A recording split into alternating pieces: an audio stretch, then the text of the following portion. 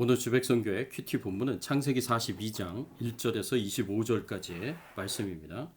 오늘 말씀 중에서 우리가 집중적으로 살펴볼 말씀은 창세기 42장 26절에서 28절, 37절, 38절 말씀입니다. 그들이 곡식을 나귀에 싣고 그곳을 떠났더니 한 사람이 여관에서 나귀에게 먹이를 주려고 자루를 풀어본즉 그 돈이 나귀 아귀에 있는지라 그가 그 형제에게 말하되 내 돈을 도로 넣었도다 보라 자루 속에 있도다. 이에 그들이 혼이 나서 떨며 서로 돌아보며 말하되 하나님이 어찌하여 이런 일을 우리에게 행하셨는가 하고 르우벤이 그의 아버지에게 말하여 이르되 내가 그를 아버지께로 데리고 오지 아니하거든 내 두 아들을 죽이소서 그를 내 손에 맡기소서 내가 그를 아버지께로 데리고 돌아오리이다. 야곱이 이르되 내 아들은 너희와 함께 내려가지 못하리니 그의 형은 죽고 그만 남았음이라. 만일 너희가 가는 길에서 재난이 그에게 미치면 너희가 내 흰머리를 슬퍼하며 스올로 내려가게 함이 되리라. 오늘 본문의 말씀을 가지고 우리가 생각해 봐야 할 주제는요. 하나님의 인도하심을 알지 못하고 믿지 않으면 어떤 결과가 주어지는가입니다. 요셉의 인생은 하나님의 인도하심으로 가득 찬 인생이었습니다. 요셉은 하나님의 인도하심을 믿었고 확신했습니다. 그럴 수밖에 없는 것이 하나님이 요셉과 함께 하심을 모든 사람이 알 정도였고 그 증거로 요셉의 인생은 항상 형통한 인생이었습니다. 고난과 고통 속에서도 하나님의 인도하심을 확신할 수 있었고 형통한 삶을 살 수 있었습니다. 그런데 요셉과 달리 오늘 본문에 나오는 요셉의 형들은 그리고 아버지 야곱은 하나님의 인도하심에 대하여 깨달음이 없었고 믿음과 확신도 없었습니다. 이렇게 하나님의 인도하심에 대하여 알지 못하고 믿지 않으면 어떤 결과가 주어지겠습니까? 첫 번째로 하나님의 인도하심을 알지 못하고 믿지 않으면 두려워하게 됩니다. 오늘 본문 28절 말씀에 보면 이런 말씀이 있습니다. 그가 그 형제에게 말하되 내 돈을 도로 넣었도다. 보라 자루 속에 있도다. 이에 그들이 혼이 나서 떨며 서로 돌아보며 말하되 하나님이 어찌하여 이런 일을 우리에게 행하셨는가 하고 이 말씀에 보면요. 형제들이 쌀자루에 돈이 들어있는 것을 발견하게 됩니다. 이것은 요셉이 가족을 위한 양식에 돈을 받을 수가 없어서 다시 돌려준 것이었습니다. 그런데 쌀자루에 돈이 들어가 있는 것을 발견한 요셉의 형들은 모두 두려움에 사로잡힙니다. 혼이 나서 떨며 라고 이렇게 말씀하고 있는데 이 표현은 직역하면 심장이 밖으로 나가서 두려워하다라는 의미를 가지고 있습니다. 이것은 공포에 사로잡혀서 벌벌 떠는 모습을 의미합니다. 이렇게 요셉의 형들은 모두 두려워 떨며 하나님이 어찌하여 이런 일을 우리에게 행하셨느냐라고 탄식합니다. 요셉의 형들은 이 일로 인해서 자신들에게 큰 고난이 닥치게 되었다라고 생각한 것 같습니다. 아마도 애굽의 총리가 자신들에게 덫을 놓았고 자신들은 함정에 빠졌다라고 생각한 것 같습니다.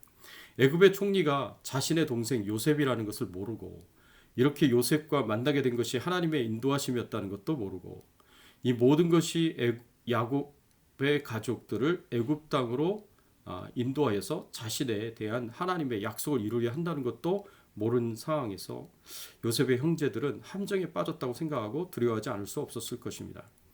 이렇게 하나님의 뜻을 모르면 하나님의 계획을 모르면 하나님의 인도하심을 믿지 못하고 오히려 기뻐하고 즐거워하고 감사해야 할 일도 이렇게 공포에 사로잡혀서 덜덜 떨 수밖에 없는 것입니다.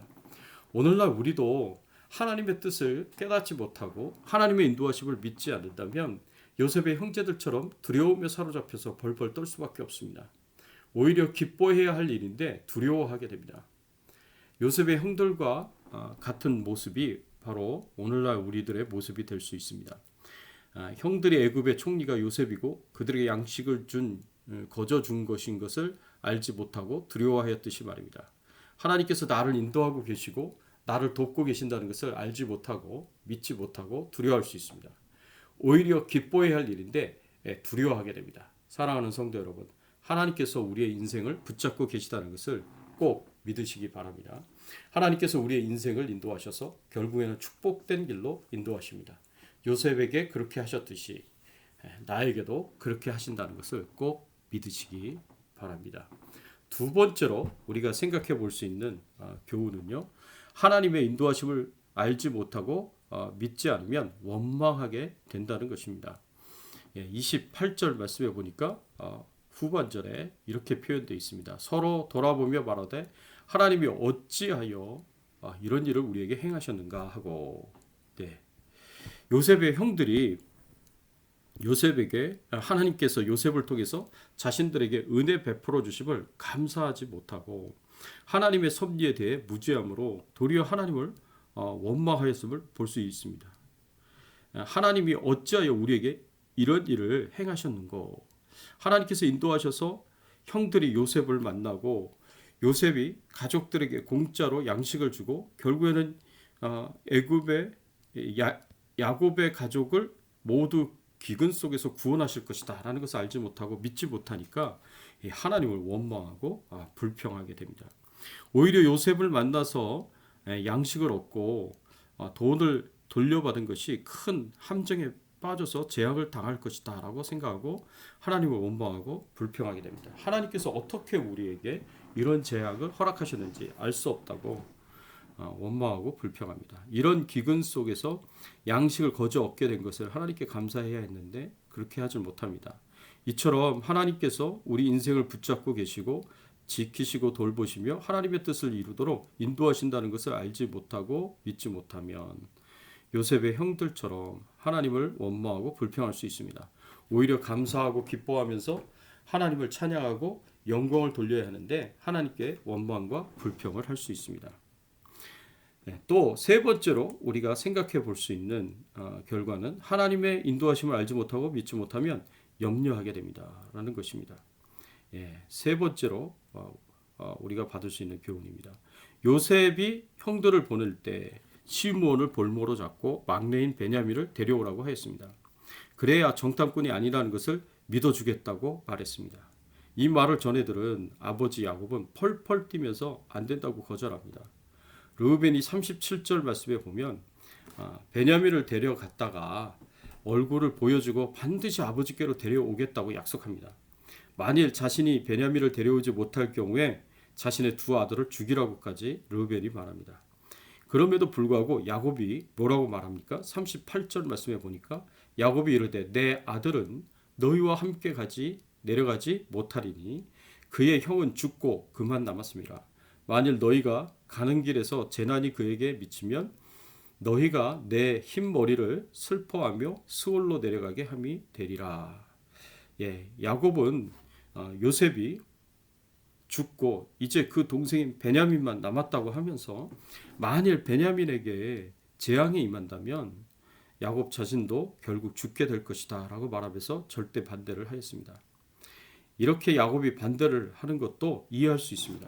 그 누구보다도 사랑하는 아들 요셉을 잃고 나서 이제 베냐민까지 잃게 되면 정말 자신은 살 수 없다고 생각했기 때문에 얼마든지 이렇게 말할 수 있다고 이해할 수 있습니다. 그러나 애굽의 총리가 요셉이었고 요셉이 그의 가족 전체를 애굽으로 이주시켜 이 대흉년으로부터 가족을 구원하고 애굽에서 큰 민족을 이루어 하나님의 자손에 대한 그 약속이 이루어질 것이라는 것을 알았다면, 하나님의 인도하심이라는 것을 알았다면, 그것을 믿었다면 이렇게까지 걱정하고 염려하는 일은 없었을 것입니다. 오히려 하나님께 감사하고 기뻐하고 즐거워하며 하나님께 찬양을 드렸을 것입니다. 사랑하는 성도 여러분, 어쩌면 우리도 요셉의 형들이나 야곱과 다를 바가 없습니다. 우리도 우리를 향한 하나님의 뜻을 모르고 하나님의 인도하심을 모르고 하나님의 인도하심을 믿지 않으면 우리도 똑같이 두려워하고 걱정하고 근심하며 하나님이 왜 나에게 이런 시련을 주십니까 하면서 하나님을 원망하고 불평할 수 있습니다. 그러나 우리가 하나님의 뜻을 모른다고 하더라도 우리가 믿고 확신해야 할 것이 있습니다. 그것은 하나님께서 우리의 인생을 꽉 붙잡고 계시고 어떤 상황과 환경 속에서도 지키시고 보호하시고 돌보시고 하나님의 뜻을 이루도록 인도하신다는 사실입니다. 이것을 꼭 믿고 확신하셔야 됩니다.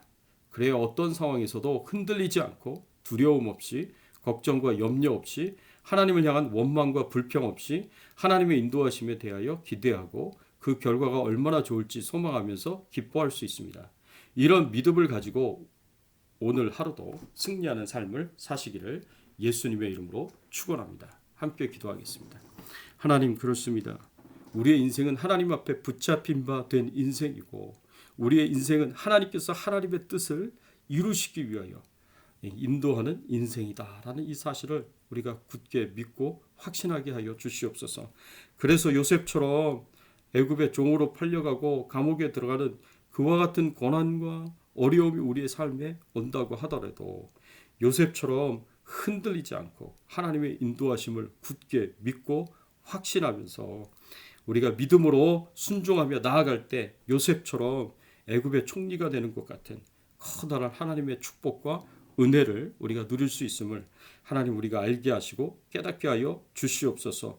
하나님의 뜻을 알지 못한다고 하더라도 하나님의 인도하심에 대한 믿음을 가지고 확신을 가짐으로 말미암아 하나님 저희들이 두려워하지 않게 하여 주시옵소서. 어떤 상황과 환경 속에 처한다고 하더라도 두려워하지 않게 하시고 걱정하고 염려하지 않게 하시고, 그리고 우리가 그 형제들처럼 믿음 없이 하나님을 원망하면서 불평하지 않도록 하나님께서 인도하여 주시옵소서. 하나님, 코로나19 바이러스로부터 우리 모든 교회 가정들을 지켜 보호하여 주시고 생업의 현장을 축복하여 주시고 연약한 가운데 있는 성도님들을 돌보시고 하나님께서 은혜 베풀어 주시옵소서.